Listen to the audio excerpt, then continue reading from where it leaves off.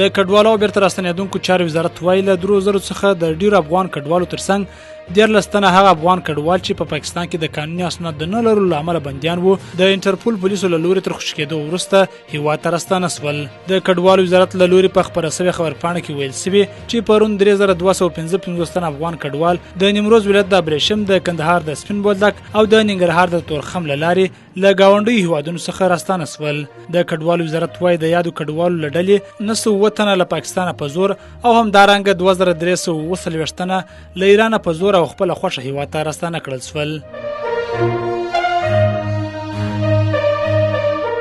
د پوهنې سرپرست وزیر د ښوونځي د وضعیت د ارزونې په موخه پکتیا او خوست ولایتونو ته سفر کړی. سرپرست وزیر د یادو ولایتونو له سیمه ییز مسؤلینو سره د لیدنې پر مهال له دوی غوښتي چې خپل مسؤلیتونه په بشپړه رښتینولۍ او صداقت سره ادا کړي.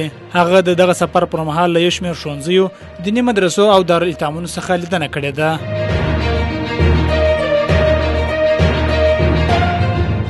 د افغانستان د فوټبال له 20 کلونو کم عمره ملي لوبډله قرغیزستان ته ولاړه. د افغانستان د فوټبال له 20 کلونو کم عمره ملي لوبډله د مرکزی اسیا اتلولۍ یعنی کافا سیالیو کې د ګډون په موخه قرغیزستان ته ولاړه.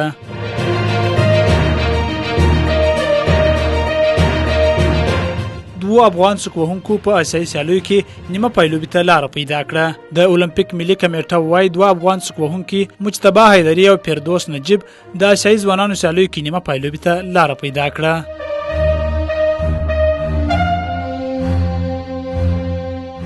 هندي چارواکي وایي چې په تیرو 2 اونیو کې د هند په شمال لویدیځ کې د سیلابونو او ځمکښویدنې له امله 14 کسان مړه شوي دي.